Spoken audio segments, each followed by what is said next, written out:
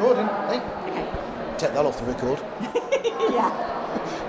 Hi, it's Marv here at the podcast show 2026 at London, and I'm speaking with Em from Verbal Diorama, who is also the founder of the Independent Podcast Awards. Yeah, get it right. Make sure it's the right one. Get it right, yeah. Don't go to the wrong thing. No, don't go to All the the wrong others thing. are pale imitations. They are indeed. Yeah. Martin, it's good to see you. Okay, so explain Verbal Diorama and everything about the Podcast Awards very quickly. Well, very quickly. Okay, so Verbal Diorama is a film history podcast. It's been going for 7 years. Each episode talks about the history and legacy of a specific movie or movies, depending. It's the best film podcast. Thank you. That is high praise indeed. I do it solo. I love what I do. And 3 years ago, I co-created the Independent Podcast Awards to help celebrate independent podcasting here in the UK and in Ireland as well. So, what is there something about this year, one of the talks that stood out to you, or just a general feel or something about the show this year that stood out to you that you've really enjoyed? I mean, for me, it's all about community. Yeah. And previous years at the podcast show have struggled with an independent presence, especially the first year that I went to. Last year was a lot better when it came to independent representation. And I think this year as well, there's a lot more independents who are here, and there's also a lot more independents being represented in talks. I've met some wonderful podcasters over the last couple of days. Obviously, independent podcasters, I should specify. And I think the thing that always stands out to me is it's the community. It's about independence supporting independence. And I think this is the kind of place where you can meet new people that maybe you don't know their podcast. Once you've met them, then you can listen, and now you know their podcast. I've met some great people here over the last couple of days. I would say the best talk that I've been to actually is kind of related to the kind of community aspect. I went to see Sangeeta Pillai's talk, which was earlier on today, about the power of community and about how an independent podcast can basically branch out into real life community groups and community events. And you can tailor them obviously to your podcast and what your podcast speaks to. Like, for example, I could maybe do a cinema trip with a group of people. I don't know whether I'll do it, but it's like the idea is that you can kind of bring together a group of people who all love the same things.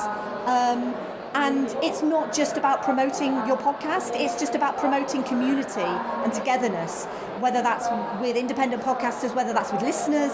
I think her talk was wonderful this morning.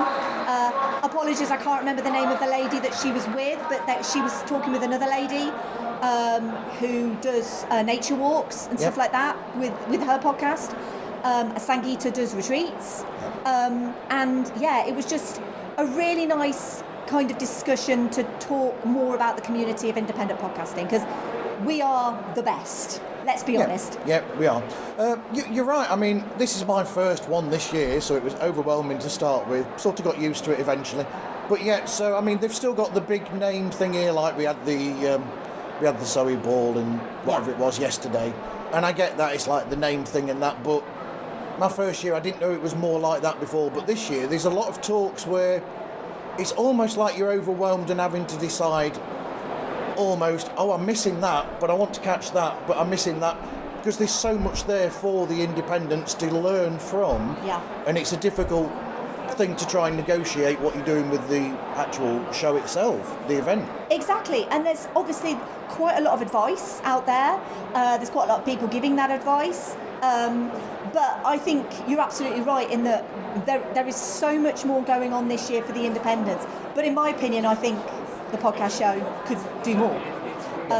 And so what I would like to do is, I didn't pitch for anything this year, but for next year I would like to pitch more for the independents to get more representation into that specific arena, because obviously the listeners can't see this room that we're in right now, but it's huge. And you've got Acast here, you've got the BBC here, you've got iHeart Podcast here, like big companies And I would like to see more for the independents, even though they are catered for. I still want to see more, because fundamentally, without the independents, none of this would exist. Yep, absolutely. Yep. And there needs to be an acknowledgement there for the independent podcast space. So I don't know if I'll get I'll get a talk next year, but I'm certainly going to try my best to pitch for more for the independents. So am I. I'll try for my second time, because I tried and failed last year as well. But we'll see. All right. Thank you very much, Em. Thanks Thank for you, this. Martin. Take care. Bye. This is Marv again at the podcast show in London 2026. And this time I'm speaking with Anne Schumacher. Okay? Yeah. Is that fine? Anne is a podcast... Oh, explain to people what you do. I'm a podcast strategist in Belgium. Okay. Yeah. Very nice. So I help business owners launch and grow their show. That's very good. So, has there been anything that... First of all, is this your first time coming? Yeah. Yes, it is. Yeah. So me and yourself are both the same. Yeah. Did you find it... I found it very overwhelming to start with, and you look at the list of things that's on there and it was like, oh, all that to choose from. Yes, yeah, but that's usually the way it goes when you go to an event like this. Yeah, you have to make choices. Yeah. I've never been to an event like this. I have, but it's my first time here, but I have been to events like this in Belgium and the Netherlands. Yeah, just I mean, this is tangent territory here. I've only ever been, the closest thing I've been to is a heavy metal festival. Yeah, okay. I've been to those as well. Which is, you can't see it, which is where my T-shirt came from.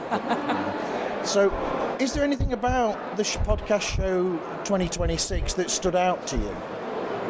Well, the session I loved most was yesterday, day one, with Jeremy Enns and Justin Jackson. About is podcasting cooked was the topic, and they talked about AI, and they talked about video, and I really loved that because it was interactive and there was room for Q&A. Because what I've noticed is a lot of these sessions here, although they were really, really interesting, it's like when you're at work and you thought you were in a meeting and you thought that could have been an email. Some of these sessions could have been a podcast. Yes. Yeah. And in fact, there will be podcasts. And there will be, yeah. That you can get. So I think what I've learned, if I would come back next year, I would come more for the connections and the networking. Okay. And focus less on the deciding what sessions am I going to do, but just skip those maybe and just meet new people.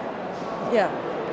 Well, incidentally, I mean, we both need to remember this for next year, but a bit further down there is a room and it's called Ask the Experts. And what happens with those talks is when you go into those, they actually then hand out a microphone for you to ask them, and then you get the interactivity that you're talking about. Okay, that would be cool. I tried to go to one of those, but I was too late and it was already full. I couldn't get in, so I missed that. But yeah. Well, full disclosure and putting the curtain away, I only know about that because the person that sat behind us trying to stay quiet, Silas, who explained that to me and has taken me into a couple of those talks. Okay. But anyway, thank you for speaking with me today, and I'm glad that you've enjoyed coming this year. Yeah, I did. Thank you, and it was nice to meet you. And you too. Yeah. Thank you. About time. This is Marv from Pods Like Us at the podcast show in London 2026, and I'm speaking with Jennifer Gunson from J-Pod Creations, the founder of J-Pod the founder, Creations. yeah. So explain what J-Pod is. So it's a 5-year-old podcast agency, and we work with different brands in Canada, US, and the UK on how to use podcasting as part of their marketing strategy. So we do everything from helping them come up with a concept.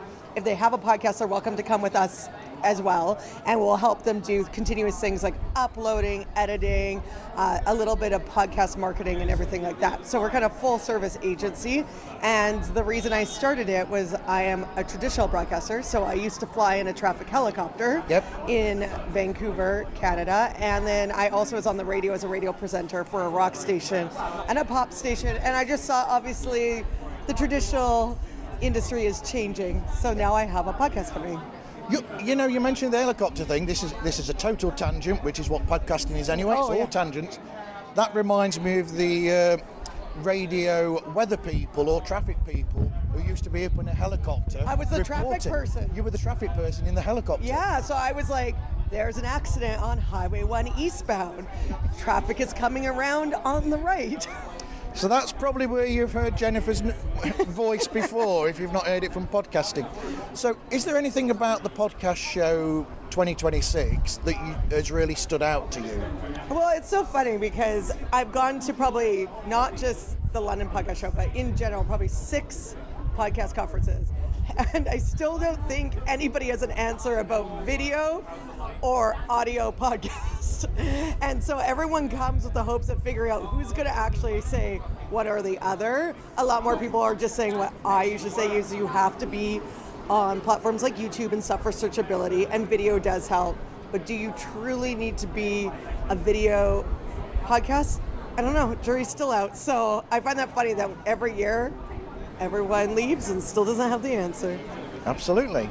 And I will leave the conversation there, and thank you for speaking with me, and I'll put this out tonight, and I'm going to stop now before I give you my biased opinion on that. Ah, perfect. Love it.